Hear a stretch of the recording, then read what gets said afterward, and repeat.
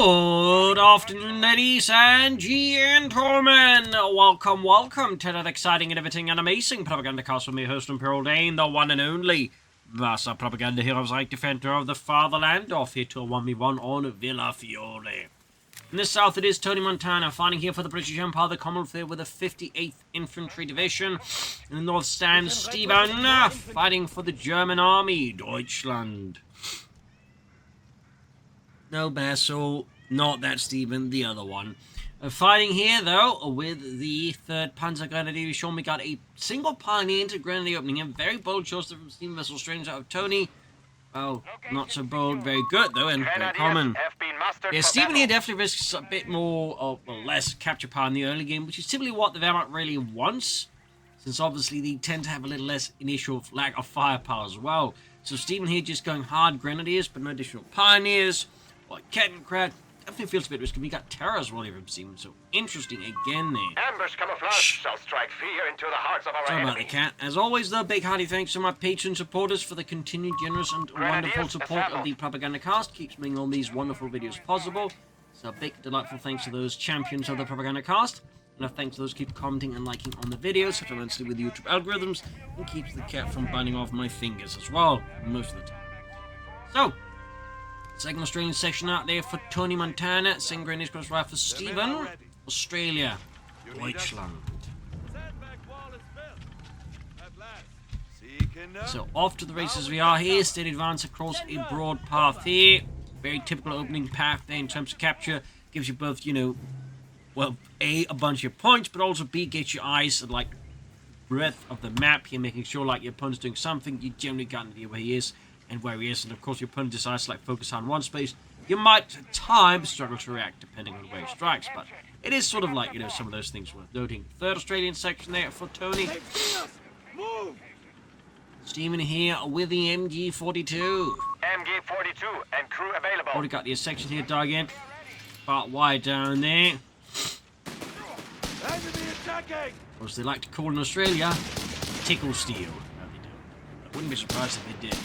MG42 moving in there. There's the kitty cat, seems, well, like he's up for trouble. Machine gun gets it up here. Fire some lemons. About to give the Australians their quite the sour experience. Pushing them back there. South side here, pioneers, Grenadiers from the Sapper segment with the send gun to the Mark II. Also known as the Plumber's Special. Closing in the Grenadiers here. In the center there, straight up against the Grenadiers, then you put 2 there. 3rd Grenadiers got for Stephenn Heavy, T1 here. Sappers continue to the Grenadiers. Up close, the Sappers will very much beat them. Unless Stephenn's Grenadiers get very lucky, which I mean can happen, but statistically speaking, most of the time isn't. Grenadiers have been mustered for battle. This is one of those highlights is where the Wehrmacht tends to have some risk that was spreading out too thinly, because a lot of the British units can just beat a Wehrmacht unit in the early game head on. So that creates some issues there. So the Wehrmacht, you kind of like have to like make some sacrifices, or your opponent's going to make the sacrifices for you. So Strange falling back here, bit battered in the encounter with the German troops, and we've got Tony there on the fuel point there. Panzer Grenadier coming for Stephenn. Thumbs up. Sabs down to 3 men here. Quickly folding back this time around. Good move there by Tony, obviously. Will he go for the 4th Australian section? No, he will take up, go for the platoon command post, deciding that now he too shall take up. He shall ascend the tree of technology, as it is known. It's difficult to lay by under these conditions. More barbed wire here, but under these conditions, as they point out, it's very difficult due to the Australians firing at them and shouting insults. Call that barbed wire! I used that to clean my teeth with! Terrible Australian accent, but, or maybe it's like from a particular part of Australia actually nailed it completely. Anyways, MD-42 Grenadiers moving in there. Attack 40 for Stephenn, obviously anticipating the enemy Humber on the car.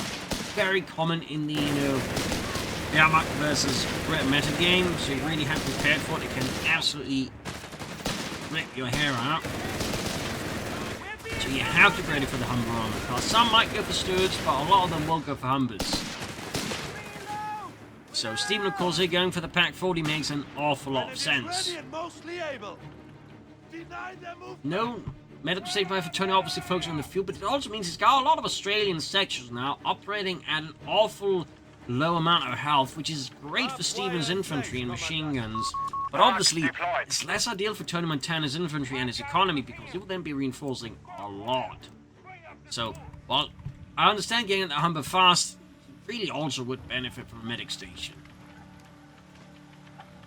Sandbags, but while Stephenn is just preparing the front line here against any allied advance. Some sandbags here, of course, where the enemy wired off. He just puts the sandbags behind that. Genius. Now you got Humber armor coming in there, rushing forwards. This is one of the earlier models. There's actually a later Mark III Humber, which featured a 37mm gun. Fun fact there. The Brits are actually quite fond of upgunning their armored cars. Staghounds, ACs, they're pretty much all of them just in some way or the other got upgunned as much as they possibly could. The point again with like some of the later ones, like 75mm cannons or like the 6-pounder gun there from the Crusader tank, the actual transfer from it.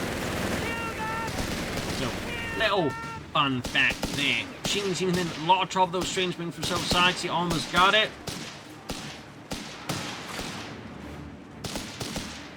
Awfully close call there for Stephenn, and does Fatsland, but his machine crew there managed to narrowly escape there. Medic bunker for Stephenn, thumbs up.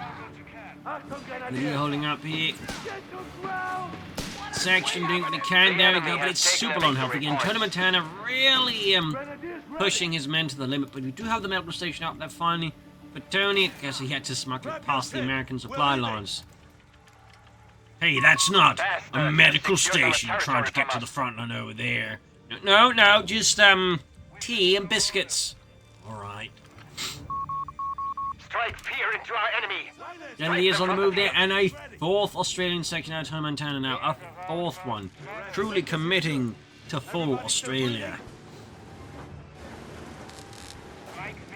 And we got that, what's it called? Contempt for the weak there to Stephenn. He's a bit out of character for Stephenn. He never strikes me as one who's very much, you know, big on contempt of anything. But anyways, enough about that. Humber then withdrawing. Great shot from the Pack 40 there, slamming right into the Humber armored car, causing a fair bit of damage, but not knocking out the armored car. North Pioneer is busy. Advanced weaponry will soon be available. We are wiring up this area.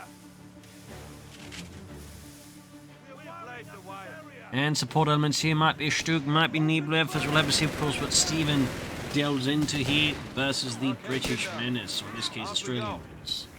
Wow.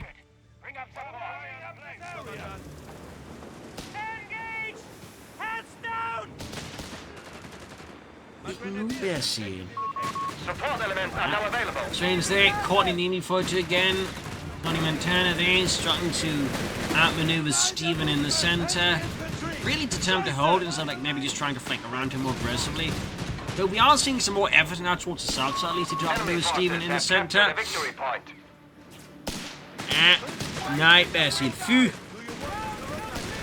That's up to no good. Unfortunately, a bit of a bad habit he has. When he's decided very much against all logic that is his dinner time, he can get a bit annoying. Training on the way for tournament. Obviously, we've got 4 Australian sections. You 100% want infantry training for them. Also got some Scopely Enfields there for them. The enemy has claimed our territory. South humming about here for Tony. North side Pioneer's busy. South by that cat is being very naughty today. Not sure what's gone into him. Actual Panzer Grenadiers out of Stephenn. A bold choice, I'd say, out of Stephenn. Very bold. That is Stephenn. Again, my personal recommendation is don't bother. Like, if you really want Panzer Grenadiers, go Luftwaffe and get Fallschirmjäger instead. Of course, against the Australians, they do struggle a bit more because, again, the Australians are quite good against shoots just even in cover. which means the Fallschirmjäger's weakness becomes even more apparent. The advantage is ours!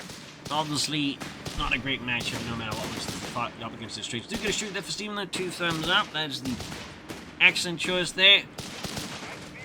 The choice of champions. Punches closing there, looking shot there by the Australians, suffering the debuff, which of course gives the Australians more chance to do some damage to them. Got the cat. Oh, shit, sorry. Dropped him. We have lost the sector. He's perfectly fine, though. The opposites seem to think we're playing now. Just want to, like, grab him and, like, you know, restrain him a bit. Maybe calm him down a bit. Instead, I achieved the exact opposite.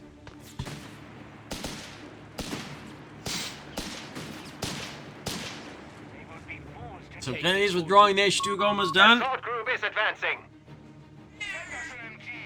Ow. Ow. Let slip. Ow. Ow. Ah. Ah. Ah. Ow. So, Stug out.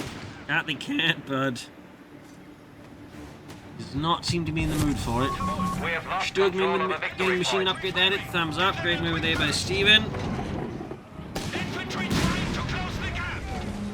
Pushing back those Australians. 6-pounder gun there for turning off. This respond to the Sturmgeschütz aus von G. The enemy has claimed our sector.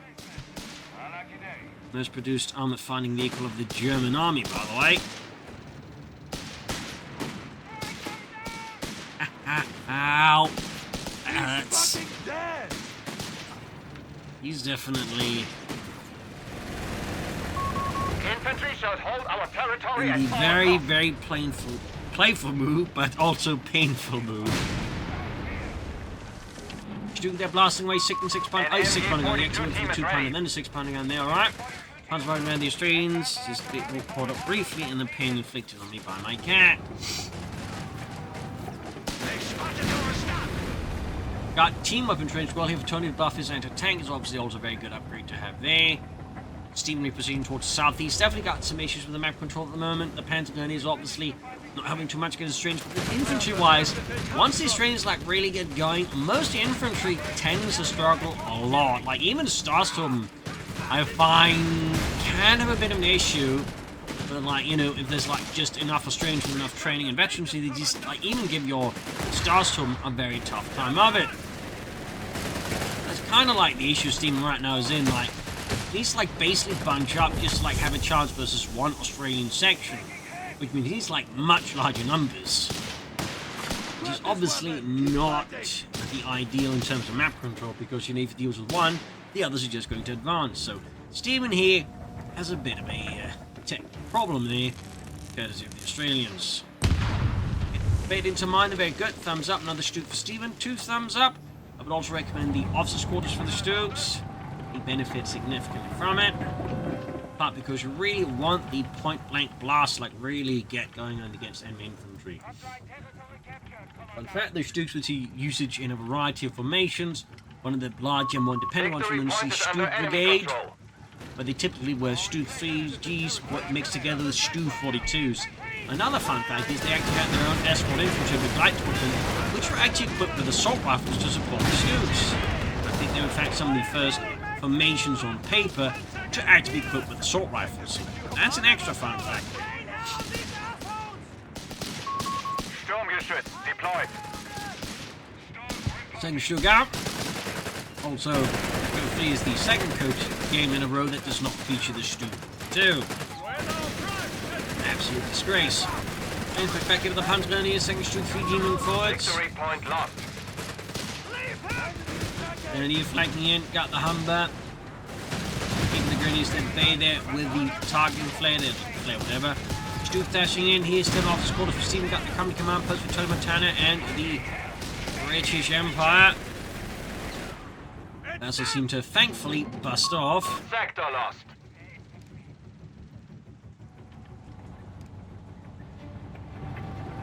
Sturmgeschütz! We're eager to get moving. Got the Humber racing forwards. Also a repair there. An ability or feature the return from Code 1 where it's also possible for the Brits to repair the tanks. particularly used with the kangaroos and then filled with a lot of torpedoes. And you basically have to like build a massive death blob like that.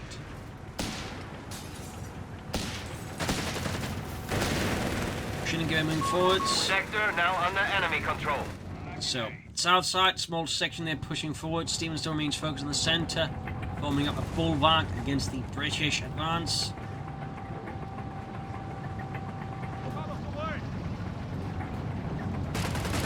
Racing for that. The enemy has 300 points remaining. Rolling the Humber, thumbs up the Tonimontana opposite, and then rush at the Crusader, could go for Matilda. We'll have to see. They're against an opponent with double Stooks. I think going for Matilda. It's not going to be terrible since this guy in Stephenn is backing it up. It's not necessarily going to be too ideal because it does represent a big, fat, slow target. The Stooks can more easily sort of tear apart. There's certainly arguments for and against the Matilda 2 here versus Stephenn. Stephenn could go for third Stook here, and typically my personal recommendation about 3 Stooks. Maybe 4 if you're feeling in a particular Stook-like mood. 3 I find is a good number. There you go, he does go for the Matilda 2 here.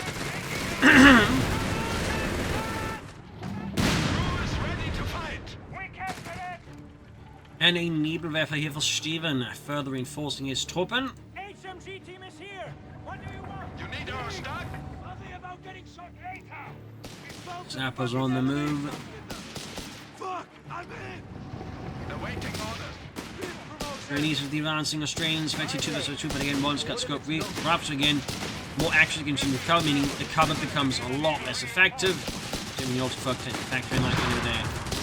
Marksman shot there. I'm really not a huge fan of like just creating a unit that can just like, you know, like that, like to an extent actually negate cover like even from long range, like with the flamethrowers. At least they have to kind of get close. Particularly it's not like, you know, like a 5-man mainline infantry. There you go. Matilda 2, they're running forwards. Tony making a big push into the south against Stephenn. Stu bouncing shots here from the 6-pounder and the 2-pounder. There you go. Matilda running forwards here. Pack. Stu covering the centre here.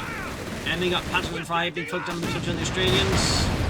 Unfortunately for the Panthers with minimal accuracy out of the Australians. In the south here. Nebelwerfer screeching off incendiary rockets here. Lighting the orchard on fire, the road, crucially, no English. Here, 9824 students got a great victory for media over. Tonimontana and the Matilda 2 is on the advance here. Ukrainian section suppressed, Pack bounces off the Matilda 2's mighty frontal armour. Further south, the Ukrainians with the Australians, losing Heinz there. That marksman shot. Down to just 3 Australians, but again, they can easily still outpace the Grenadiers due to their many, many bonuses, particularly factoring training. So, rather painful, of course, there for Stephenn. Machine up north, holding the Australian section at bay, gaining Battery 3, a nice little medal as well in the process. Back here at Tonimontana's base, things remain a bit quiet. Matilda, of course, can do some repairs. What will Stephenn do next? More Nebelwerfers, another Stug. Panzergrenadiers will attack, will stall for a Tiger tank. King Tiger, of course, to be specific. Going forwards, great shot from the Pack forward there for the side armour. Machine gun coming the flank here. No, of course, 2 machine guns out of Stephenn. Thumbs up for that. Tilda entering the move further south here. Pioneers poking in, and there goes Stu being engaged from all sides. Lucky bands, they'll miss off the side armour there. Bounces off the Matilda. Active off. And the Stug somehow got a rear hit from the front.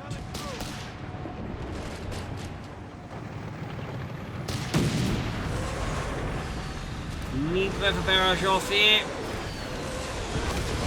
Stephenn trying to curtail the Allied advance here. With some success, I suppose. Still off support for Stephenn. For the Stugs. No Schützen either. So anyway, benefit from that. Men down! Take cover, Kinder! North Ukraine is busy. We've captured the territory, Commandant. What now? And we got caches there for Tony, if he ever decides to build them. The enemy have taken our territory. Stephen with another Pack 40, another Panzerkanone. Definitely has me thinking Stephen is now playing the big game. He's stalling out for a King Tiger, though he's still about 3.5 command points away from that. Fuel-wise, he's actually related. Manpower is more the issue right now for Stephen. And of course, all these Australians are not exactly going to help this particular Matilda. They're going to make it much tougher for Stephen to preserve manpower for a King Tiger, depending on how well Tonimontana, of course, plays this. Definitely creates some challenges here for Stephen. Matilda being repaired, obviously making it even spongier. And crew are ready for orders. Now the Matilda for Tony. Got a shot for the true frontal armor. Sturmgeschütz gaining that veteran 1 thumbs up. Up north, we do with the Australians here, of course, quickly some infantry support. South side, Tony continues to apply most of the pressure and the focus against Stephen. And the 3rd Panzergrenadier Division, the 7th Panzergrenadier Company. Trains the move there. Blasting away there.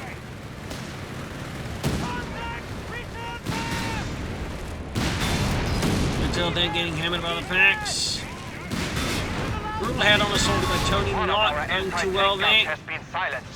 And got a pack though whacked here, pretty good there for Tony. A bit more painful for Stephen as Stu's been forced away as well. There we got straight into the flank here. Opposite not direct. Oh, Stu down. Tragic blow there to the German army and German morale.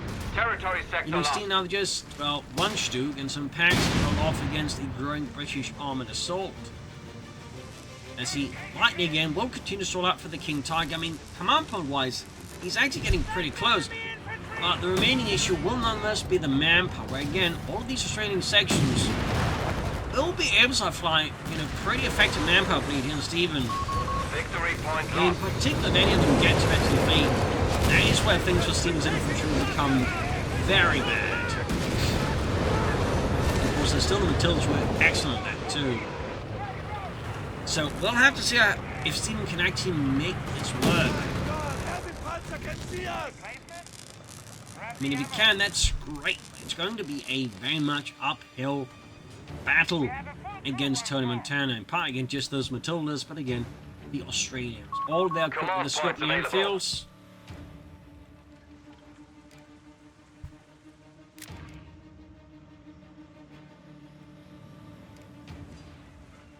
Bit of quiet here.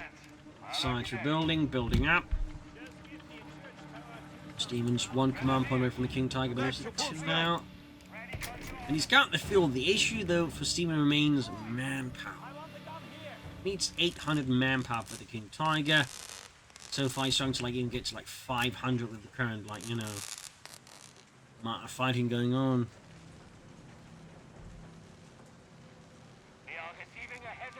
Basil the Hand Ripper returns. Finger Bane. Enemy forces have claimed our territory. Digit Mancha. So, the Australians been simply forcing back up the 2-pounder gun here. Tony once more commits an assault, but this time there's actually a bit more flanking element here, making it a bit harder for him to just focus all the guns into one place, though. Tony then proceeds to assist Stephen by then marching it right into where most of the guns are already pointing, somewhat undoing the effectiveness of that flank.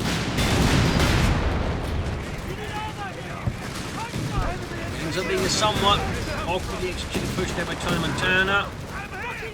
Tony's flank gun behind the Matilda 2. Shots flying off here. Up north here, heavy flying on the streets pushed out here due to the Ace MD42 with White Foster flying across the Grenadiers. Absolutely in the map part here. Got another strange between just the machinery positions. Perhaps as it did in the south here, Tonimontana building up. Stevens should have the command point now for the Königstiger, the Tiger 2. Manpower wise, he is getting there. Almost had these Grenadier squad here. Oh, got it! The building is about to collapse as well.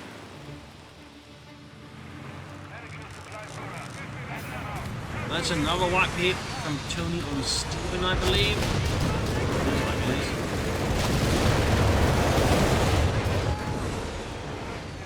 Fencing up there, a machine and ambush bird. Enemy forces have captured a victory point. On 18.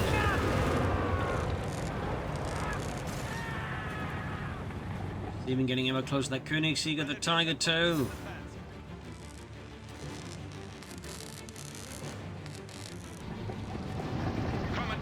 Krug slowly advancing. Tension is building here between the two sides. Seeing the position, not aware that the Australians are behind it. Of course, the Australians aren't quite aware it is either. Oh, do you know they are? If the Tonimontana plays potentially against heavy cover there. And then just steal the machine, then particularly is currently not achieving any cover bonus, but no, gets him suppressed here. Tony, not quite there on the spot, but we have some Australians winging it. They went to contest, but they're too far away, and there's a Pentagon squad blocking set attempt to save there. We've got 59 here. Stephenn's almost got this in terms of victory points. Tony, though's got archers, so he's definitely expecting the King Tiger or at least some other big tank. There's big preparations. Stephenn's very close to the Koenigsegger himself. Very, very close in there. Go archer tanks are out there. Tony, 17-pounder gun mounted on the Valentine tank chassis. Backwards. The enemy breaks before us.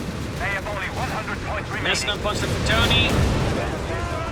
Big guns, big explosions, force back. Almost got Stephen's second Stug. Arc 9, and it goes up in flames. A tragic blow to Germany, Deutschland. Stug out of action.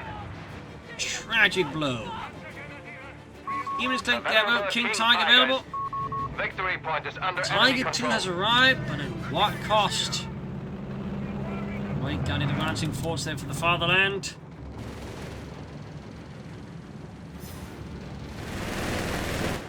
Wait, he withdrew the archer? Which is like, I don't think my opponent would go for a King Tiger after all. At like the exact moment his opponent went for King Tiger. Like, that's got to be some of the... If that was like what he thought, that's got to be absolutely some of the worst timing I've ever seen. I don't know if that's actually what's going on, if that is what he thought, but if he thought that... Oh boy, now he calls it in again. Our AT gun has been destroyed. Not entirely sure what's going on with Tony.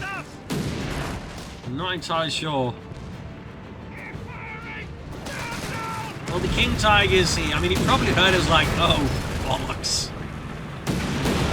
He actually had one. Like, the way he called in right after he said the King Tiger definitely has me thinking he thought he called it in too early. And then called it out. And then, like, you know, King Tiger arrives. And then Crew's like, come on, make up your bloody mind. Is the King Tiger we have to shoot up or not?